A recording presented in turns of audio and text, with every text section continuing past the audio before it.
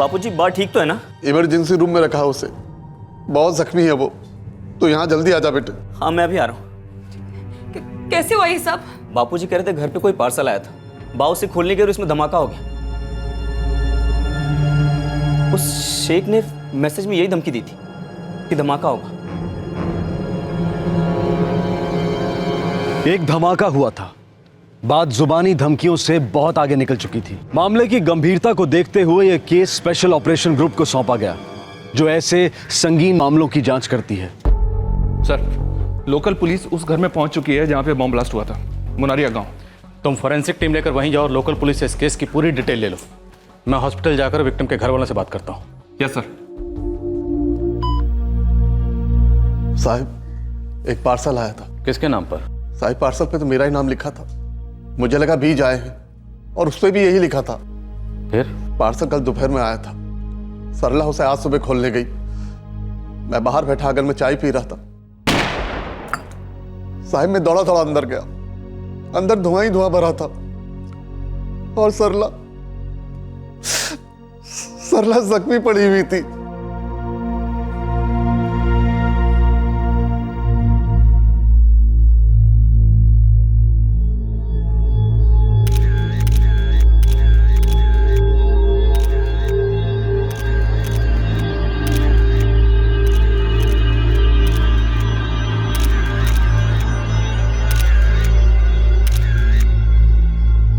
Sir, gelatin use हुआ है।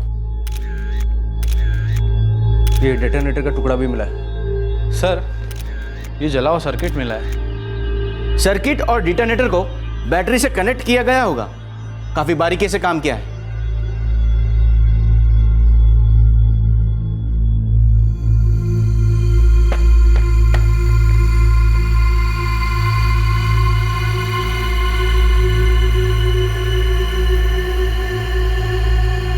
Sir, primary finding से तो ये पार्सल बॉम्ब लग रहा है और एक्सप्लोजन के लिए जेलेटिन यूज किया गया है। ये बॉम्ब असेंबल्ड बॉम्ब था क्या? लगता तो ऐसा ही है, और जिस तरह से ये पार्सल पैक किया गया था, लगता है किसी शातिर दिमाग का काम है। जिलेटिन के ग्रेड और सर्किट की जांच में कितना टाइम लगेगा? कम से कम 2 दिन। और आप कह रहे थे कि जैसे विक्टिम ने पार्सल खोला तुरंत ब्लास्ट हुआ। सरला जी के पति जगदीश मकवाना को ऐसा लगता है। मैं तो पार्सल के बारे में भूल ही गया था, सरला ने मुझे याद दिलाई। आपने अभी तक बीज नहीं निकाले। एक काम करो, तुम ही निकाल लो। जगदीश जी, आपको कुछ अंदाजा है कि जब सरला जी पार्सल खोलने गई उसके तकरीबन कितनी देर बाद धमाका हुआ होगा? पक्का तो नहीं कह सकता, लेकिन ज्यादा टाइम नहीं लगा होगा। आपकी किसी से कोई दुश्मनी? मेरा मतलब है कोई आपसी रंजिश, कोई ऐसा है जो आपके घर में ये पार्सल बम भेज सकता है? साहब मैं एक छोटा आदमी, किसान हूं, मेरी किसी से कोई दुश्मनी नहीं थी। हमारा छोटा सा गांव है, अगर किसी से कुछ कहा सुनी हो जाए तो वो 2 बातें सुना देगा। ऐसे बम थोड़ी भेजेगा मारने के लिए। साहब, दरअसल पिछले कुछ दिनों से मुझे और बापूजी को भी फोन पर धमकी मिल रही थी। कैसी धमकी? अब डॉक्टर साहब, देखिए हालत पहले से स्टेबल है, लेकिन कुछ इंजरीज बहुत ज्यादा है। कुछ कट्स तो बहुत डीप है और आंख में भी इंजरी है। कोई डरने वाली बात तो नहीं है ना डॉक्टर? है भी और नहीं भी, लेकिन इलाज बहुत लंबा चलेगा और प्लास्टिक सर्जरी भी होगी। प्लास्टिक सर्जरी क्यों? उनके दाएं हाथ की 3 उंगलियां बहुत बुरी तरह जल चुकी हैं, समझिए खत्म ही हो गई है। पुनीत, आप कह रहे थे कि फोन करके कोई आपको धमका रहा था? हाँ सर, कोई शेख नाम का आदमी है, काफी समय से फोन करके हमें धमकी दे रहा था। मुनारिया प्लस थाने में हम लोग कंप्लेन कराने भी गए थे। फिर सर वहाँ के इंस्पेक्टर ने कहा कि हम उसका फ़ोन उठाना बंद कर दें। हम लोगों ने वैसे ही किया और पिछले हफ्ते एक बार फिर उसका मैसेज आया। क्या लिखा था मैसेज में? मैं आपको मैसेज दिखाता हूँ सर। बहुत समझाया पर तू नहीं समझा। मनीषा को तूने नहीं छोड़ा, अब तू भुगतेगा। देखना कैसा धमाका होता है। ये मनीषा कौन है? जी मैं हूँ सर। मेरी पत्नी है साहब। तो ये फ़ोन करने वाला आपको धमका रहा था कि आप अपनी पत्नी यानी मनीषा को छोड़ दो। कोई आपको बार बार फ़ोन करके धमका रहा था, थ्रेट कर रहा था, तो आपने इस मामले को इतना लाइटली क्यों लिया? मैंने कहाँ लाइटली लिया, मैं तो कंप्लेन करने भी गया था। उन्होंने कहा कोई मजाक कर रहा होगा। ये मजाक नहीं था। ये फ़ोन करने वाला शेख जो भी है, उसका आपकी पत्नी मनीषा से कोई ना कोई ताल्लुक ज़रूर है। वरना वो ये क्यों कहता कि अपनी पत्नी मनीषा को छोड़ दो, बिना आग के धुआं नहीं उठता। और यहाँ तो आग आपके घर तक पहुँच गई है। मनीषा जी, आप कुछ कहना चाहती हैं? तो आपने पुलिस स्टेशन में उस दिन पहली बार उस शेख की आवाज़ सुनी थी? जी सर। मुंबई के किसी भी थाने में पूछ ले, पता चल जाएगा डॉन शेख क्या चीज है।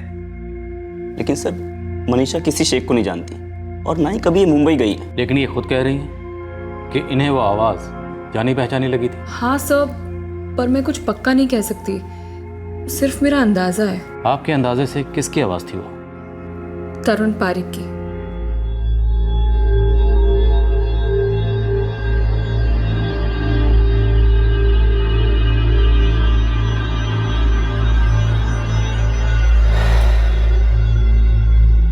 कौन है तरुण पारिक? कहाँ रहता है? सारथीपुर गांव में। वहाँ एक कॉलेज में प्रोफेसर है। मेरा मतलब था। कौन सा गांव कहा आपने? सारथीपुर? जी सर, वो पार्सल भी सारथीपुर पोस्ट ऑफिस से ही आया था। तो मनीषा जी, जब आपको शक था कि शेख की आवाज़ में तरुण पारिक बात कर रहा है, तो आपने ये बात किसी को बताई क्यों नहीं? सर, मनीषा ने मुझे बताया था, लेकिन मुझे वो आवाज़ तरुण की नहीं लगी। मैंने भी एक बार उससे बात की हुई है। क्या लगता है आपको, ये तरुण पारिक ऐसा कर सकता है? मैं भी यही जानना चाहती थी सर, इसलिए जैसे ही पुनीत ने मुझे इस हादसे के बारे में बताया, मैंने तुरंत तरुण को फोन करके पूछा। मनीषा, तुम ये क्या कह रही हो? तरुण, सच सच बताना, क्या तुम शेख बनकर पुनीत को कॉल कर रहे थे? मैं शेख बन के क्यों फोन करूंगा? मुझे क्या हासिल होगा? और मैं पुनीत को फोन करूंगा ही क्यों? मैं उसे जानता नहीं, फिर उसे या उसके माँ बाप को मैं धमकाऊंगा क्यों? मनीषा, तुम मेरी हालत जानती हो। यहाँ बिस्तर पर पड़ा हूँ एक फर्नीचर की तरह। पर उस आदमी की आवाज तुमसे बहुत मिलती है तरुण। मनीषा, क्या पहले मुझे कम तकलीफें हैं जो तुम अब ये इल्जाम लगा रही हो? तरुण का कहना है उसने ऐसा कुछ नहीं किया। लेकिन क्या तरुण ऐसा कर सकता है? वो जिस हालत में, उसे देखकर तो ऐसा नहीं लगता। पर सर, आज भी जब मैंने उससे बात की, मुझे ऐसे लगा कि उसकी आवाज शेख से मिलती है। तरुण पारिक का और शेख जिस नंबर से आपको कॉल करता था, वो दोनों नंबर बताइए। हाँ सर।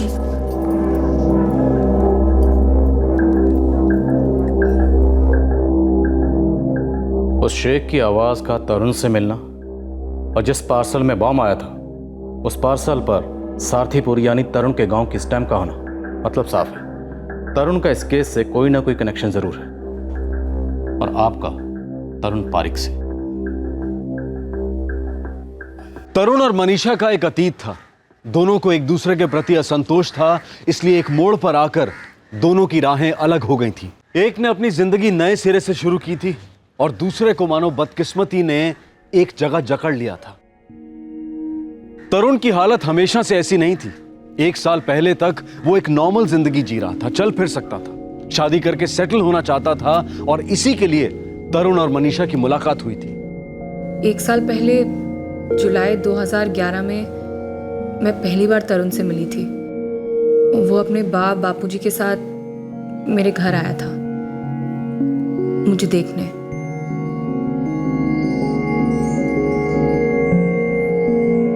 तरुण को मेरे लिए मेरे बापूजी ने पसंद किया था। रिश्ता पक्का हो गया, पर मैं पूरी तरह खुश नहीं थी। हमारी सगाई हुई थी। तो मनीषा जी, अगर आप उस सगाई से खुश नहीं थी तो आपने किसी को बताया क्यों नहीं? बताया था सर, बापूजी को भी और तरुण को भी। तरुण सारो छोकरो छे, पढ़ा लिखा है, पीएचडी है, संस्कारी भी है। शादी का फैसला सिर्फ रूप रंग या कदकाठी देखकर थोड़ी किया जाता है। इंसान का स्वभाव, उसका बर्ताव असल में यही मायने रखता है। पर बापूजी। बेटा, मैं मानती हूँ तरुण थोड़ा मोटा जरूर है, पर दिल का बहुत ही अच्छा है। किसी को पसंद करने के लिए ना उसकी खूबियां देखी जाती हैं, खामियां नहीं। देखो, जो तुम्हारे दिल में है ना, बेझिझक कह दो। तरुण, प्लीज बुरा मत मानना, शायद तुम्हें मेरी बात अजीब भी लगे, पर तुम।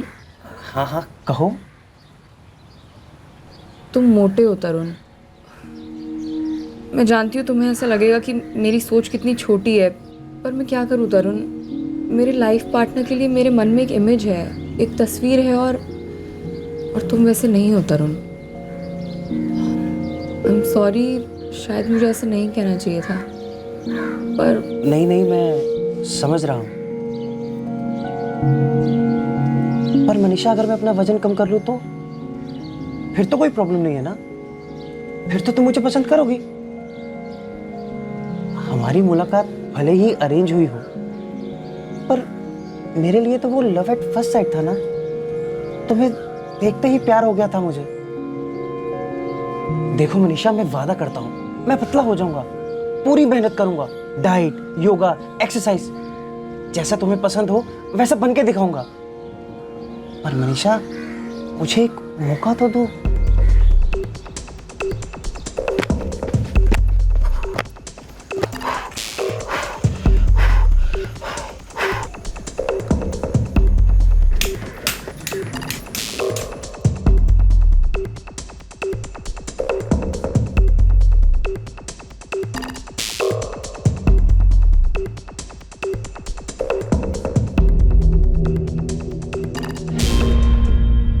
तरुण काफ़ी मेहनत कर रहा था, वजन घटाने का जुनून सवार था उस पर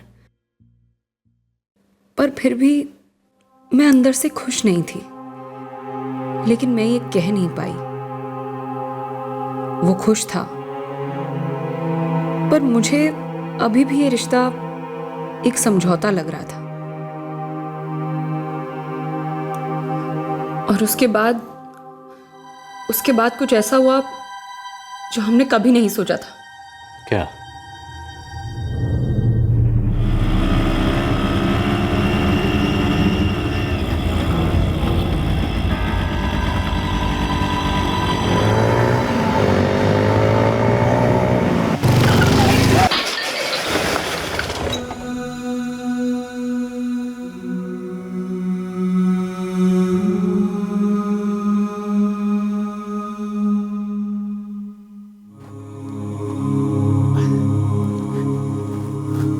वाह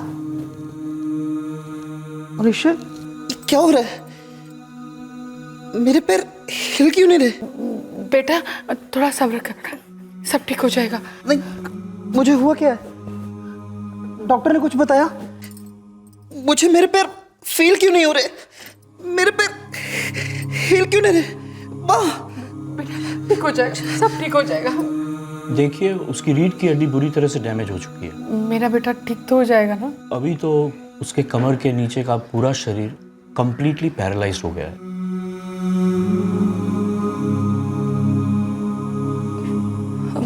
डॉक्टर, तरुण फिर से चल तो पाएगा ना? वेल, अभी कुछ कह नहीं सकते। हाँ, रेगुलर मेडिकेशन और फिजियोथेरेपी ट्रीटमेंट से थोड़ी थोड़ी इम्प्रूवमेंट ज़रूर हो सकती है, लेकिन पहले की तरह चलना फिरना वो तो ऑलमोस्ट नामुमकिन सा लग रहा है मुझे। मैं तेरी मुश्किल समझ सकता हूं, पर तू अपने पर कोई बोझ मत रखना। तेरी जिंदगी का फैसला है ये, मजबूरी से नहीं, मर्जी से लेना। तू जो भी फैसला लेगी ना, उसमें हम तेरा साथ देंगे।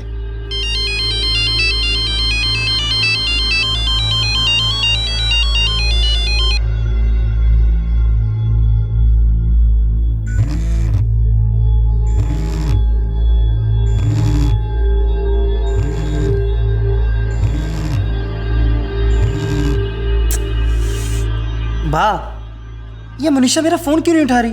पता नहीं बेटा, पहले दवाई खा ले। तुमसे कुछ कहा क्या उसने? मिलने क्यों नहीं आ रही वो? नहीं बेटा, मेरी बात नहीं हुई इससे। पर तू चिंता क्यों करता है? मैं और तेरे बापूजी है ना तेरा ख्याल रखने के लिए। हाँ, ये ले।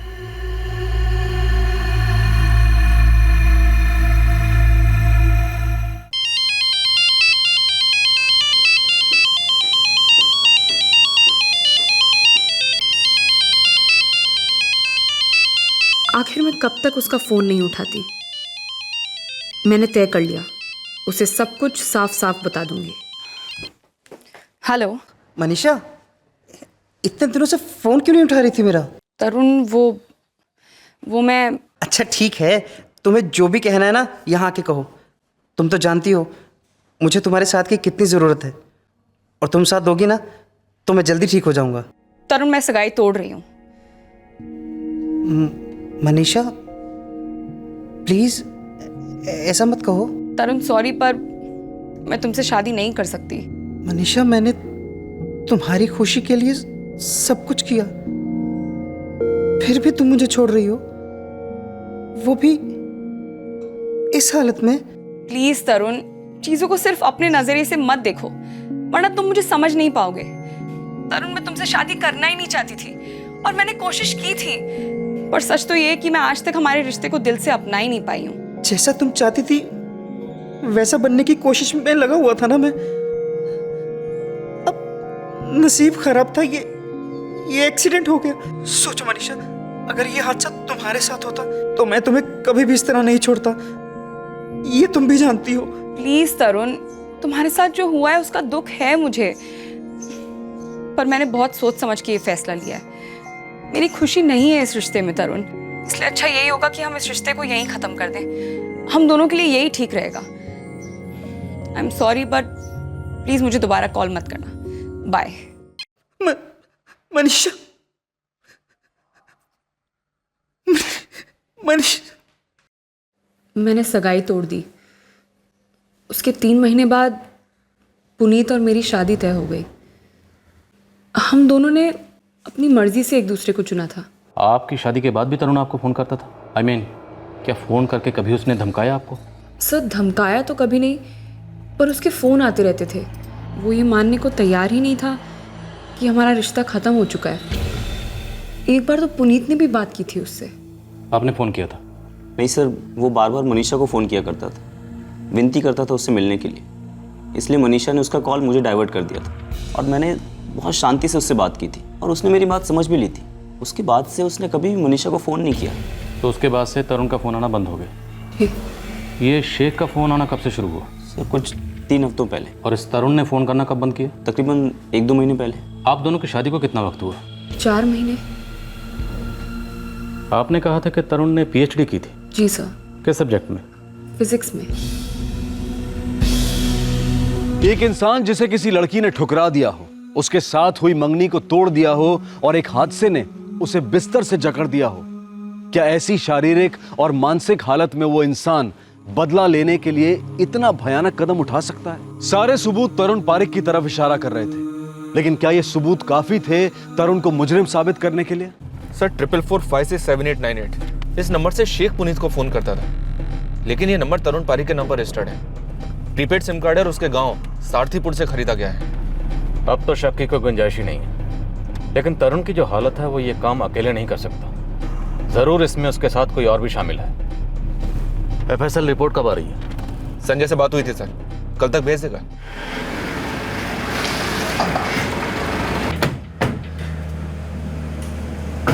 ना साहब जी ना, पहले तो मनीषा ने मेरे दिकरे के साथ सगाई तोड़ दी, और उस पे अब ये इल्जाम लगा रही है। मारो दिकरो बेचारो, वो तो अपने बिस्तर से उठ भी नहीं सकता, वो ये सब कैसे कर सकता है? आप ही जरा सोचिए साहब। जी, सोचने वाली बात तो है कि आखिर तरुण ने ये सब कैसे किया होगा, पर बेहतर यही होगा कि ये बात हम एक बार तरुण से पूछ लें।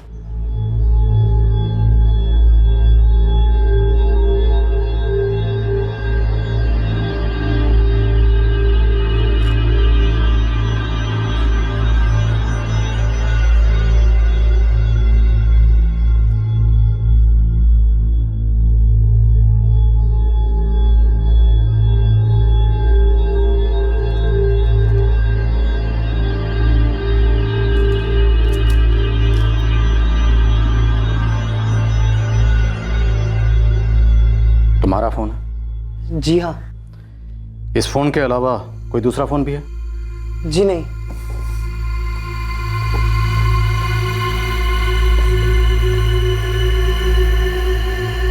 सर, ये एक और फोन मिला है सर। इसमें से सिम कार्ड तो निकाल लिया गया है, पर सेंट मैसेजेस में ये एक मैसेज मिला है, ये देखिए।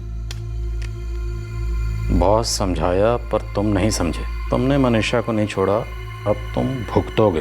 देखना कैसा धमाका होता है। तुम ही थे ना जो शेख बनकर पुनीत और उसके बापूजी को धमकाते थे? नहीं। जी नहीं। देखो, इस फ़ोन से सिम कार्ड भले ही निकाल दिया गया, लेकिन पुनीत को धमकाने के लिए तुमने जो मैसेजेस भेजे थे वो अभी भी इसमें सेव्ड हैं। होगा, पर मैंने वो मैसेज सेंड नहीं किया। देखो तरुण, झूठ बोलने का कोई फायदा नहीं, क्योंकि हम जानते हैं जगदीश मकवाना के घर में जो धमाका हुआ था उसमें तुम्हारा हाथ है। पर सर, मैं ऐसा क्यों करूंगा? और अगर करना भी चाहूं तो कैसे कर सकता हूं? मेरा बेटा बिस्तर से उठ भी नहीं सकता।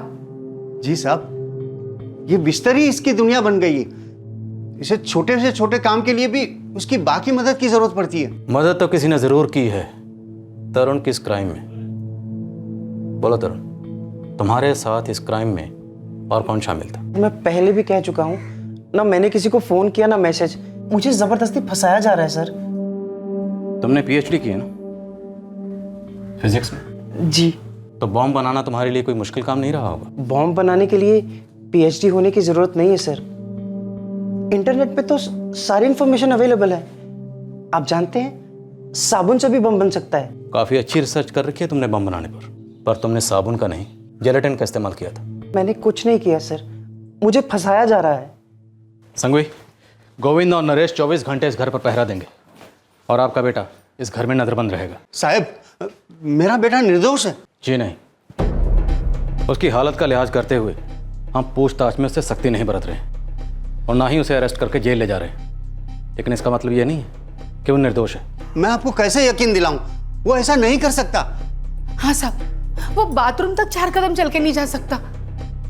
क्या तरुण कभी घर पे अकेला होता है? साहब, मैं तो सुबह से खेत में चले जाता हूँ, दोपहर तक यही उसका ख्याल रखती है और दोपहर में ये मुझे मदद करने खेत में चली आती है। मैं सच कहता हूँ साहब, मेरे बेटे की तो तकदीर ही फूटी हुई है। वो किसी को धमकी क्या देगा? और बम बनाने का तो सवाल ही नहीं उठता। सवाल तो उठ रहे हैं श्यामलाल जी, और जवाब भी हम ढूंढते रहेंगे। अगली बार जब हम यहाँ आएंगे तो पुख्ता सबूत के साथ आएंगे।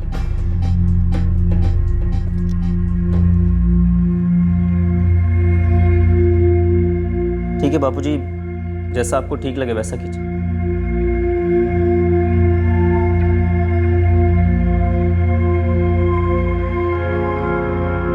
प्लास्टिक सर्जरी का खर्चा बहुत ज़्यादा है, हम इतना खर्चा नहीं उठा सकते। तो अब बापूजी कह रहे थे कि फिलहाल बा को घर ले आते हैं, बाद में देखेंगे कैसे करना है। मुझे अब भी विश्वास नहीं हो रहा है कि तरुण ने तुम्हारे बा और बापूजी को मारने की कोशिश की। उनसे क्या दुश्मनी थी उसकी? तुमने उसे छोड़ दिया था तो वो ये बात बर्दाश्त नहीं कर पाया होगा। नफरत इंसान से कुछ भी करा सकती है। माना कि वो तकलीफ में है, पर हमें तकलीफ देके उसकी तकलीफ कम हो जाती क्या?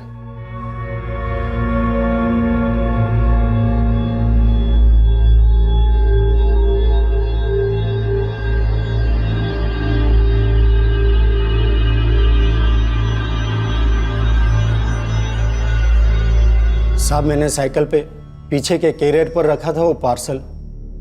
अब तो सोचकर भी कांप उठता हूँ, कितना किलोमीटर घुमा मैं वो बॉम्ब लेकर। उस पार्सल पर कोई वायर बंधा हुआ था क्या? जी नहीं साहब, वो पार्सल सीधा पोस्ट ऑफिस में आया था, वहीं से मुझे दिया गया। अगर ऐसा कुछ होता तो किसी का तो ध्यान जाता ना। जिलेटिन ग्रेड 2 का इस्तेमाल हुआ था और सर्किट डिटोनेटर से अटैच था। पूरा दिन पार्सल उनके घर पे रहा।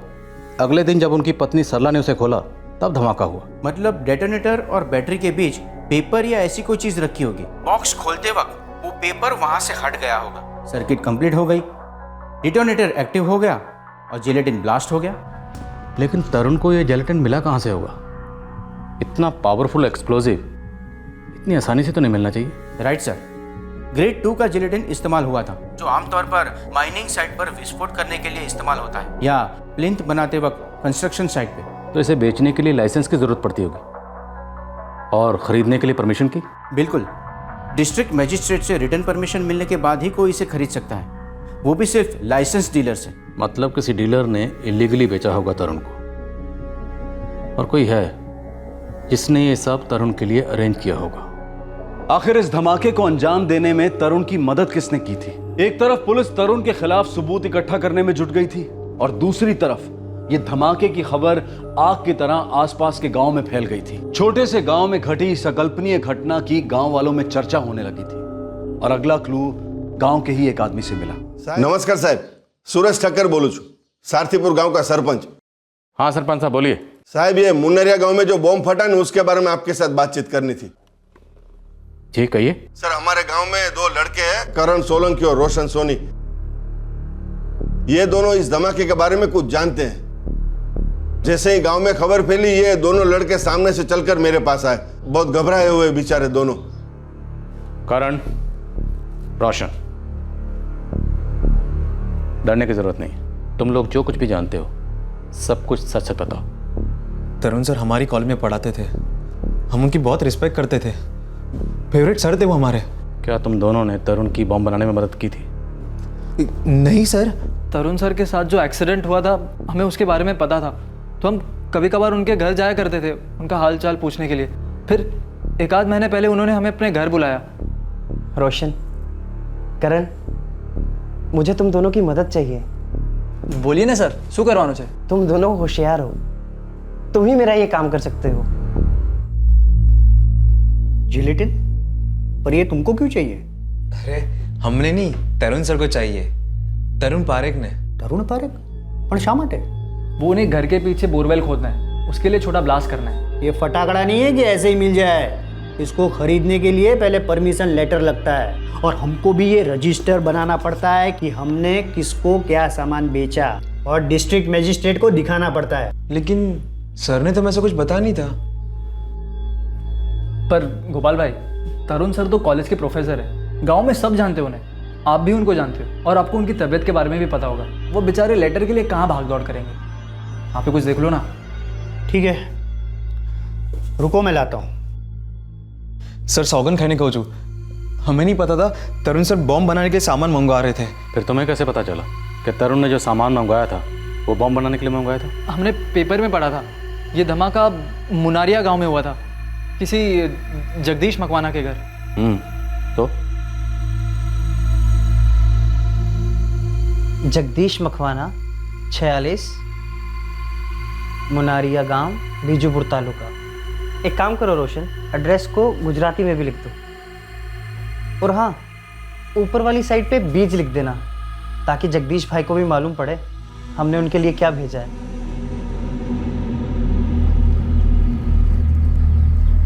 हमने ही वो पार्सल सारथीपुर पोस्ट ऑफिस से भेजा था। तुम दोनों ने तरुण के लिए कोई सिम कार्ड भी खरीदा था? हाँ सर, मैंने खरीदा था। करण, ये लो पैसे, और मेरे लिए नया सिम कार्ड ले आना। वो क्या है ना कि मेरा सिम नेटवर्क ही नहीं पकड़ता रूम में। सर वो हमारे प्रोफेसर थे, हमें नहीं पता था वो हमसे ऐसा कोई गलत काम करवाएंगे। सर उनकी हालत देखकर बुरा लगता था उनके लिए, पर अगर हमें ज़रा सा भी अंदाज़ा होता कि उनके इरादे ऐसे हैं तो हम कभी उनका साथ नहीं देते। देखो मैं जानता हूँ तुम लोग स्टूडेंट हो, तुम लोगों ने जानबूझकर कुछ नहीं किया, लेकिन हमें तुम दोनों का बयान लेना होगा, उसके बाद तुम लोग जा सकते हो।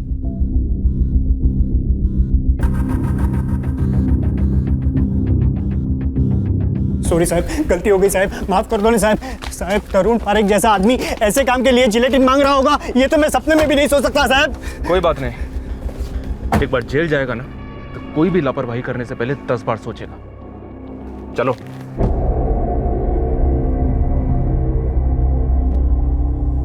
बेटा ये लोग क्या कह रहे हैं? बोल बेटा तरुण, सच बोल।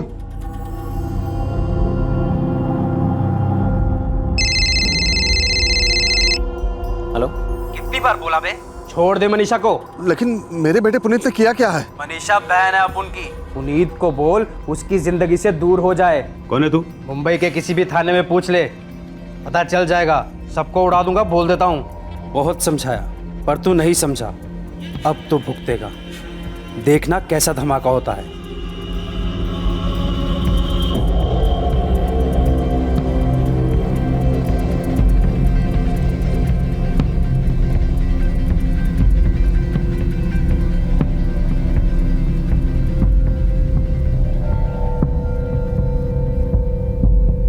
हाँ, मैंने बनाया था वो बम।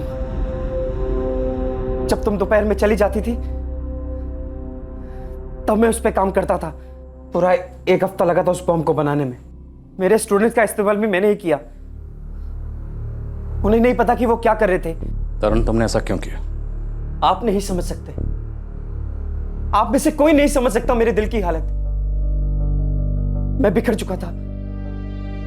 मुझे बहुत गुस्सा था मनीषा पर। क्यों? क्योंकि उसने तुम्हारे साथ सगाई तोड़ दी थी? हाँ, मैं मोटा था इसलिए उसे पसंद नहीं था, पर उसकी खुशी के लिए कोशिश कर रहा था ना पतले होने की। पूरी मेहनत कर रहा था। पर एक्सीडेंट के बाद जब मेरी ये हालत हो गई, वो मुझे छोड़कर चली गई। इसमें मेरी क्या गलती थी? लेकिन तरुण, इसमें मनीषा की भी क्या गलती थी? किसी को यूं बीच मझधार में छोड़ देना गलत नहीं है क्या? तरुण, तुम्हारी नाराजगी जायज है, मैं तुम्हारा दुख समझता हूं, लेकिन मनीषा तुमसे अलग होना चाहती थी। ये उसका फैसला था, तुम्हें अच्छा लगे या ना लगे, लेकिन तुम्हें उसका फैसला मानना चाहिए था, एक्सेप्ट करना चाहिए था ना। अगर मैं उसकी जगह होता या वो मेरी जगह होती, मैं ऐसा कभी नहीं करता। मैं नहीं जानता कि मनीषा की जगह तुम होते तो क्या करते, लेकिन इतना जरूर जानता हूं कि तुमने जो किया जुर्म है, संगीन जुर्म। तुम्हें कुछ अंदाजा है तुमने एक बम बनाकर कितनी जिंदगियों को खतरे में डाला? पुनीत की मां की जान जा सकती थी, वो पोस्टमैन जिसने वो पार्सल डिलीवर किया उसकी जान जा सकती थी, या दोनों गांव के किसी एक पोस्ट ऑफिस में वो बम ब्लास्ट हो जाता तो कितने लोग मरते? तुम्हारे स्टूडेंट भी इस हादसे का शिकार हो सकते थे। तुमने अपने अंदर ये जो बेवजह नफरत पाल रखी है ना, ये नफरत तुम्हारे अपनों पर भी भारी पड़ सकती थी। सपोज अगर बम बनाते वक्त वो बम इस घर में, इस कमरे में ब्लास्ट हो जाता तो? तरुण, तुम पढ़े लिखे हो, पीएचडी हो, फिर भी अपने अंदर लगी आग को बाहर आग लगाकर बुझाना चाहते थे। तुम्हारी जिंदगी में अगर किसी बात को लेकर डिप्रेशन था तो किसी अच्छे मनोवैज्ञानिक को कंसल्ट कर सकते थे, या कम से कम अपने माँ बाप से बात करके अपने मन का बोझ हल्का कर सकते थे। तरुण, जो तुम्हारे साथ हुआ उसके लिए मुझे तुमसे हमदर्दी है, तुम्हारी हालत पे तरस भी आता है, लेकिन तुमने जो किया वो गुनाह है, ऐसा गुनाह जिसे नज़रअंदाज नहीं किया जा सकता, और इस गुनाह की सज़ा तुम्हें बाकी क्रिमिनल्स की तरह ही मिलेगी। कल हाउस अरेस्ट खत्म हो जाएगा, हम चार्जशीट फाइल करने वाले हैं। कल हम तरुण को कोर्ट ले जाएंगे और इसकी कस्टडी की डिमांड करेंगे।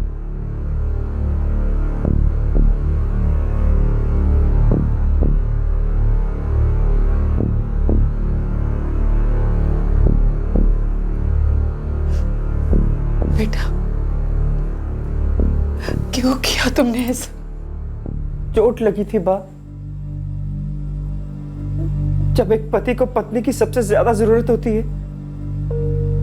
वो मुझे छोड़कर चली गई। बेटा, वो तेरी पत्नी नहीं थी। सगाई हुई थी ना, शादी होने वाली थी। लेकिन बेटा, वो तुम्हारे साथ शादी करना ही नहीं चाहती थी। ऐसे लड़के के लिए क्या जी जलाना जो तुम्हारे साथ नहीं रहना चाहती थी। लेकिन बेटा, हम लोग तो तुम्हारे साथ थे ना, और आज भी है।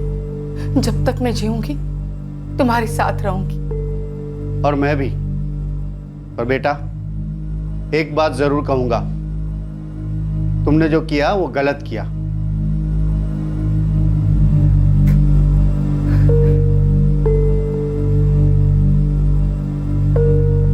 तरुण ने अपना जुर्म कबूल कर लिया है, हमारे पास सबूत है और उन दोनों स्टूडेंट के बयान भी हैं।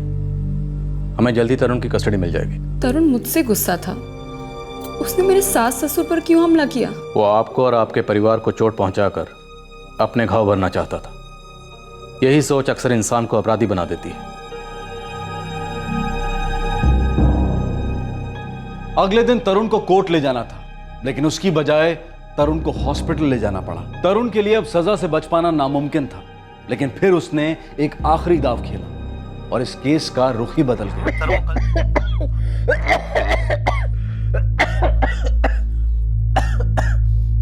यार नरेश, साहब के जाने के बाद छठी बार वोमिटिंग की उसने। साहब को फोन लगाया गया? मेरे ख्याल से लगाना चाहिए, क्योंकि ऐसी हालत रही तो कल उसे कोर्ट कैसे ले जाएंगे? तरुण की माँ से पूछो, कोई सीरियस बात तो नहीं है? कभी कभी उसे ऐसी उल्टियां होती रहती है, भारी दवाइयां खानी पड़ती ना, इसलिए। कोई टेंशन वाली बात तो नहीं है? नहीं। चिंता मत कीजिए, कभी कभी ऐसा होता है मेरे साथ। 10-15 बार वोमिटिंग कर चुके हो तुम। मुझे तो आदत है सबकी। 1-2 बार और दवाई लूंगा तो सब तकलीफ दूर हो जाएगी।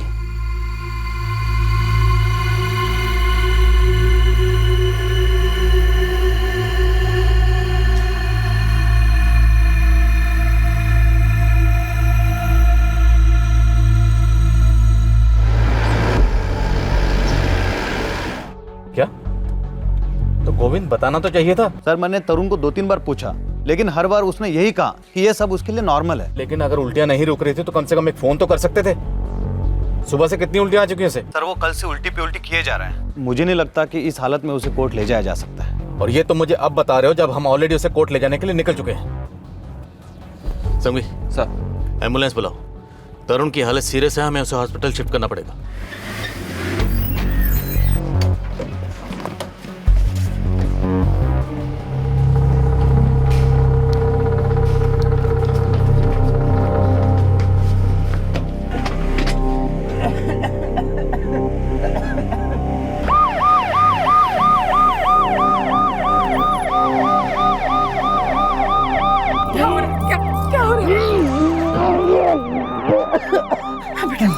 क्या हो रहा है? तरुण देखो, मैं जानता हूं तुम ये सब कुछ जानबूझ के कर रहे हो। तुम सजा से बचने के लिए ये चालाकी कर रहे हो, लेकिन ये चालाकी नहीं है, बुज़दिली है।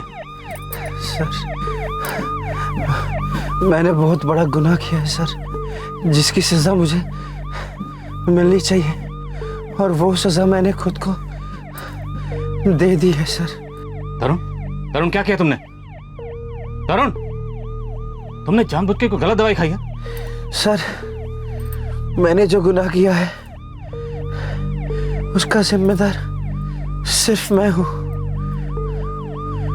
और मेरी मौत का भी। Sorry sir.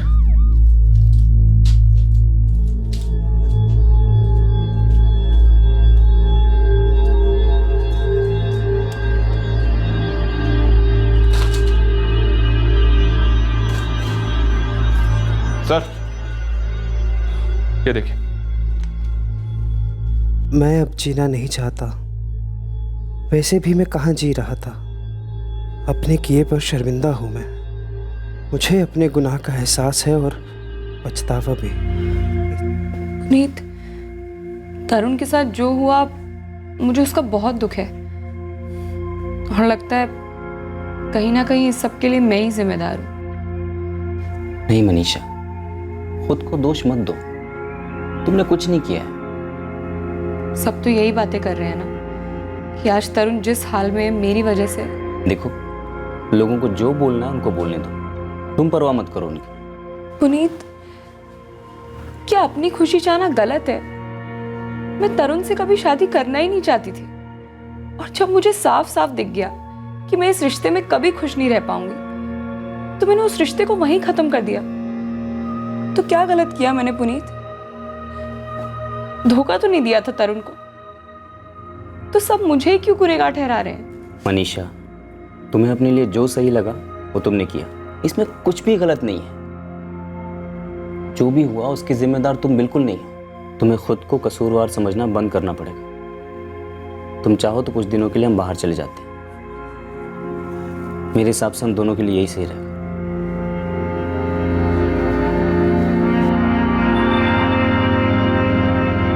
सरलाबेन को लंबे ट्रीटमेंट से गुजरना पड़ा, लेकिन अब उनकी हालत में काफी सुधार है। हालांकि उस धमाके की वजह से उनकी एक आंख का विजन लगभग 20% जा चुका है। एक्सप्लोजिव डीलर गोपाल इस वक्त हिरासत में है। उस पर गैर कानूनी तरीके से विस्फोटक पदार्थ बेचने के चार्जेस लगाए गए। उसे एक्सप्लोजिव एक्ट के तहत बुक किया गया है। मनीषा और पुनीत उस भयानक हादसे को भुलाकर फिर से अपनी जिंदगी को नॉर्मल बनाने की कोशिश कर रहे हैं। तरुण की मौत के साथ ही उसके खिलाफ दर्ज हुआ केस भी बंद कर दिया गया है। तरुण वाकई में एक दुर्भाग्यपूर्ण हादसे का शिकार हुआ था, और उसकी जिंदगी का अंत भी दर्दनाक तरीके से हुआ। अगर तरुण चाहता तो वो इस निराशा के भंवर से बाहर निकल सकता था। अपनी हिम्मत और अपने माता पिता के सपोर्ट से वो अपनी जिंदगी को एक नए सिरे से शुरू कर सकता था, लेकिन तरुण ऐसा नहीं कर पाया। वो अपने गुजरे हुए कल को अलविदा नहीं कह पाया, अपने आप को मिले रिजेक्शन को सहन नहीं कर पाया, और नफरत और निराशा के दलदल में धंसता चला गया। जब जिंदगी के हमसफर को चुनने की बात आती है तो सबकी अपनी अलग पसंद होती है। हम किसके साथ अपनी जिंदगी गुजारना चाहते हैं, ये फैसला करने का हक हर इंसान को है। मनीषा ने भी अपनी जिंदगी में ऐसा एक फैसला लिया था जिसे अगर तरुण ने मान लिया होता तो ये सब होता ही नहीं। जब कोई इंसान आपकी जिंदगी से चला जाता है, आपसे जुड़ा रिश्ता तोड़ देता है, तो दुखी होना स्वाभाविक है। लेकिन उस दुख को अपने जीने का जरिया बना देने से, अपनी आप बीती पर हर पल शोक मनाने से क्या वो इंसान आपकी जिंदगी में वापस लौट आएगा? नहीं। आपसे दूर जा चुके उस इंसान को तकलीफ देकर, उसे चोट पहुंचाकर क्या आपको सुकून मिल सकता है? हरगिज नहीं। बदले की भावना ने आज तक किसी को सुकून नहीं दिया है और ना ही कभी दे पाएगी। आपसे फिर मुलाकात होगी अगले एपिसोड में एक और चौंका देने वाले केस के साथ। तब तक अपना ख्याल रखें, सुरक्षित रहें, सतर्क रहें और देखते रहें क्राइम पेट्रोल सतर्क। सबक एक को, सीख पूरे देश को। जय हिंद। इस तरह के और भी एपिसोड देखने के लिए हमारे चैनल को सब्सक्राइब करें और बेल आइकन दबाना ना भूलें।